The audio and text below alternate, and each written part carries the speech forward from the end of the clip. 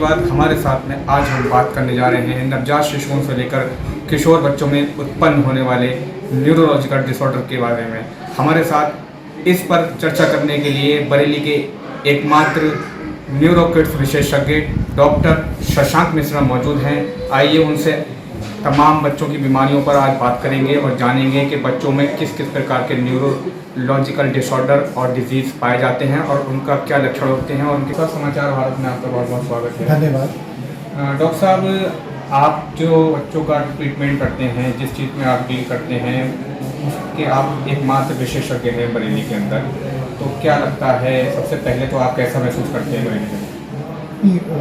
बरेली में ही मेरी स्कूलिंग हुई है और मेरे पिताजी यहाँ पे पोस्टेड थे, तो मेरा बचपन पूरा बरेली में ही बीता है। मैं वैसे रहने वाला लखीमपुर खीरी के पुश्तैनी तौर पे, और अपने शहर में तो सबको ही अच्छा लगता है जहाँ बचपन बीता है। यहीं से हमारा सिलेक्शन हुआ है, यहीं से हमने सब तैयारी करी है, तो बरेली में तो मुझे अपना घर जैसा ही लगता है। आपको बता दें कि डॉक्टर साहब MBBS MD लखनऊ की मशहूर KGMU से हैं, और इसके अलावा दिल्ली के जो सबसे बड़ा जो इंडिया का मेडिकल कॉलेज माना जाता है एम्स, उससे भी आपने फेलोशिप की है न्यूरोकिड्स में। तो डॉक्टर साहब, आज आपसे हम सवाल ये करते हैं कि बच्चों में न्यूरो से संबंधित कौन कौन सी बीमारियाँ होती हैं? जैसा आपने कहा कि नवजात से लेकर किशोर अवस्था तक, तो नवजात से बीमारियाँ शुरू होती हैं, दिमाग संबंधी बीमारियाँ। आज मेडिकल साइंस काफ़ी प्रगति कर गया है, तो हम कई सारे प्री टर्म बेबीज़ या जो बच्चे देरी से रोते हैं उनको हम बचा पाते हैं, लेकिन वक्त आने पर उन बच्चों में जो है न्यूरो संबंधी विकार उत्पन्न होते हैं, जैसे कि झटके आना, दौरे आना बच्चों में, नवजात शिशुओं में दौरे आना।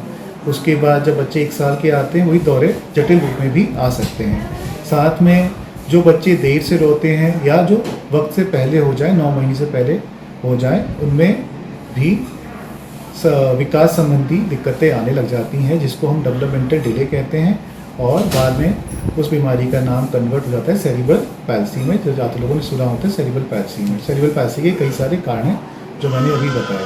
साथ में झटके, दौरे आना भी इसके कारण शुरू हो सकते हैं।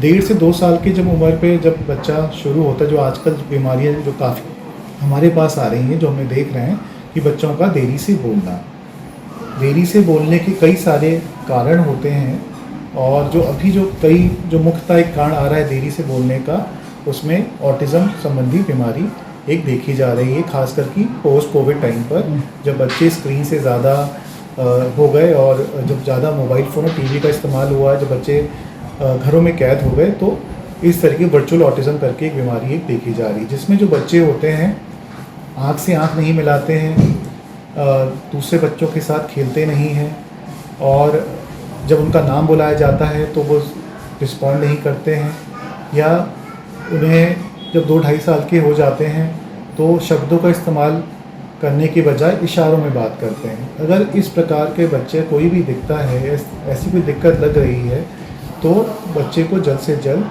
विशेषज्ञ को दिखाएं, क्योंकि इस बीमारी में जितना जल्दी आप इंटरवेंशन करेंगे, उतने जल्दी बच्चे को ठीक होने की गुंजाइश है।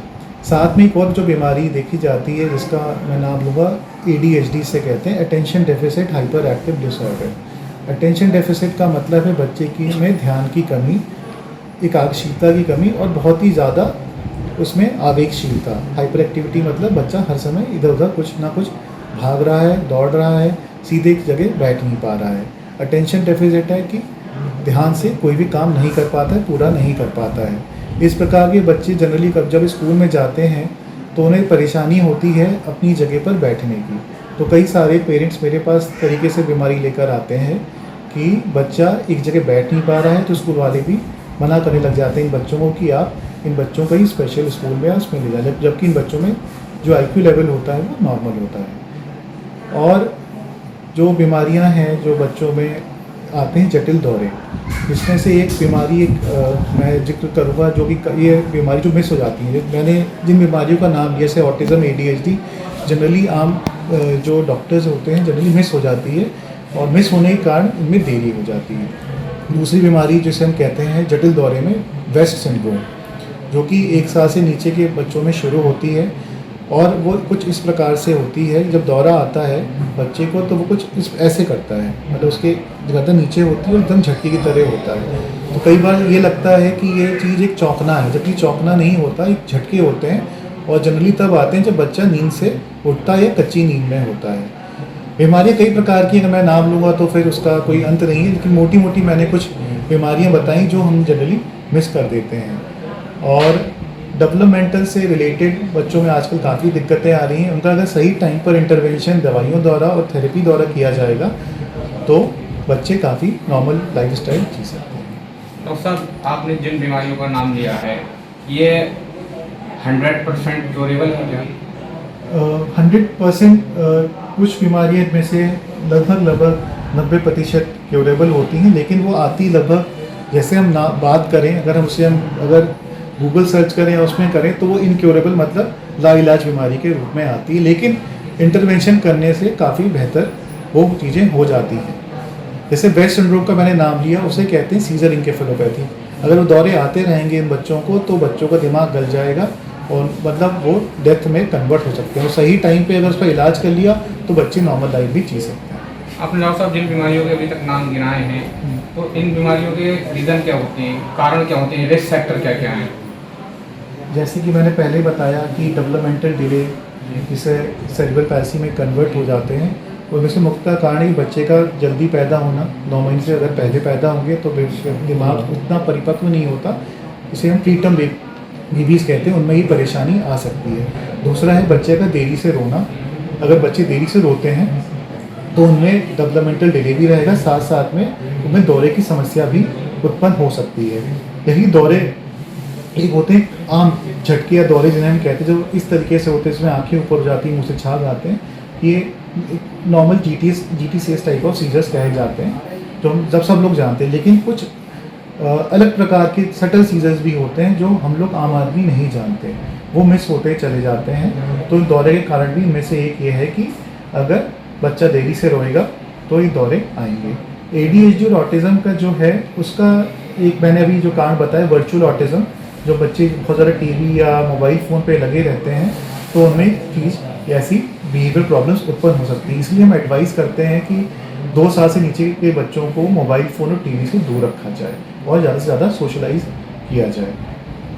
बात करते हैं आपके क्लिनिक पर किस तरीके के पेशेंट आते हैं, बच्चे किस किस बीमारी से ग्रसित होते हैं यहाँ, और अब तक आपने किस किस प्रकार की बीमारी का परमानेंट क्योर किया है? जैसे बीमारी का नाम लिया, जैसे ऑटिज़म का, कुछ बच्चे हैं खास करके हमारे पास ज़्यादा डॉक्टर्स के ही बच्चे हैं, क्योंकि वही लोग जल्दी समझ पाते हैं कि बच्चे में कोई दिक्कत है। उनमें से 90% लगभग बच्चे नॉर्मल हो चुके हैं, ऑफ थेरेपी हैं, ऑफ मेडिसिन हैं। कई सारे बच्चे हैं ऐसे। वेस्ट सिंड्रोम का जैसे मैंने नाम लिया, उसमें 70 से 80% बच्चे जो हैं करीब ठीक हो गए हैं, और 20% बच्चों को उसमें कोई भी दवा नहीं काम करती है। तो 80% is a quite good result, जो जैसे कि हमारे में से 20 से 30% ही उसका रिज़ल्ट देखा गया है। और जटिल दौरों के कई सारे मरीज आते हैं, जिन जैसे कि एक बीमारी को होती है लेनॉक्स गैस्ट्रॉट सिंड्रोम जिसे हम कहते हैं, वो भी काफ़ी खतरनाक दौरों की बीमारी है, वो भी काफ़ी बच्चे ठीक हुए हैं। तो अभी तो काफ़ी अच्छा अभी तक रिस्पांस मिल रहा है ऊपर वाली कृपा से, तो सब अभी अच्छा है। और ज़्यादा से ज़्यादा हमारा प्रयास है कि जो जटिल बीमारियाँ जिसके लिए मरीज जो भटकते थे बहुत इधर उधर जाकर, उनका मैं कुछ उनकी सहायता कर सकूँ, उनका मैं उपचार कर सकूँ, यही मेरी दिल से। क्या डॉक्टर साहब ये भी पॉसिबल है कि जो आपने बीमारियाँ गिनाई हैं ये ना हो बच्चों को, कुछ ऐसा किया जा सकता है, उनके पेरेंट्स अपने बच्चों को कुछ इस तरीके से गाइड कर सकते हैं या अपने बच्चों को इस तरीके से रख सकते हैं, उनकी परवरिश ऐसे कर सकते हैं, क्या ऐसा मुमकिन है? हाँ बिल्कुल मुमकिन है। जैसे कि अब मेडिकल साइंस जैसे जैसे प्रगति कर रही है तो हमें उसका सहायता लेनी चाहिए। जैसे मैंने एक चीज़ कही कि बच्चे का देरी से रोना या बच्चे का प्रीटर्म होना, तो उसमें हमें ये चाहिए कि जब भी बच्चा पैदा हो तो उस टाइम पे एक पीडियाट्रिशियन वो डिलीवरी के टाइम पे मौजूद रहे। तो अगर पीडियाट्रिशियन डिलीवरी के टाइम पे मौजूद रहता है तो कई सारी चीज़ें एक गोल्डन मिनट में बच्चे की दिमाग में मतलब एक तरह की समझिए अगर रिसर्सिटेशन बेहतर होगा तो बच्चे का दिमाग बचाया जा सकता है। लेकिन अगर डिलीवरी के टाइम पे कोई बच्चों का डॉक्टर उपलब्ध नहीं है तो फिर दिक्कत ज़्यादा है। एक ट्रेन डॉक्टर का होना बहुत ज़रूरी होता है। दूसरी चीज़ मैंने ऑटिज़म और ADHD के लिए बताया कि 2 साल से पहले बच्चों का मोबाइल फ़ोन का और टीवी का इस्तेमाल ना करें और ख़ुद भी इस्तेमाल मोबाइल फ़ोन का कम से कम करें, बच्चों के सामने भी बच्चों से ज़्यादा इंटरेक्ट करें। क्योंकि आगे वाले समय मुझे ऐसा लगता है कि अगर हमारे मोबाइल फ़ोन में काफ़ी कुछ एक मानसिक असर कर रहा है बच्चों पर, उनके बिहेवियर प्रॉब्लम्स सभी बच्चों में कुछ ना कुछ करता है बिहेवियर प्रॉब्लम्स। तो इसलिए बच्चों को मोबाइल फ़ोन से तो दूर रखें, ज़्यादा से ज़्यादा फिजिकल एक्टिविटी में और प्ले एक्टिविटीज़ में इन्वॉल्व करें। आपकी क्लिनिक में जो पेशेंट्स आते हैं बच्चों को लेकर के, उनको क्या आप सुझाव देंगे, क्या सजेशन देंगे, क्या एडवाइस देंगे? जो भी बच्चे हैं, मैं जैसा कहता हूँ कि 3 पिलर्स होते हैं बच्चों के लिए। एक ग्रोथ एंड डेवलपमेंट, बच्चे का शारीरिक विकास और मानसिक विकास। दूसरा होता है बच्चे का खान पान, न्यूट्रिशन। इसका मैं हमेशा ध्यान कहता हूँ कि पेरेंट्स से कि खान पान का ज़रूर विशेष ध्यान रखें।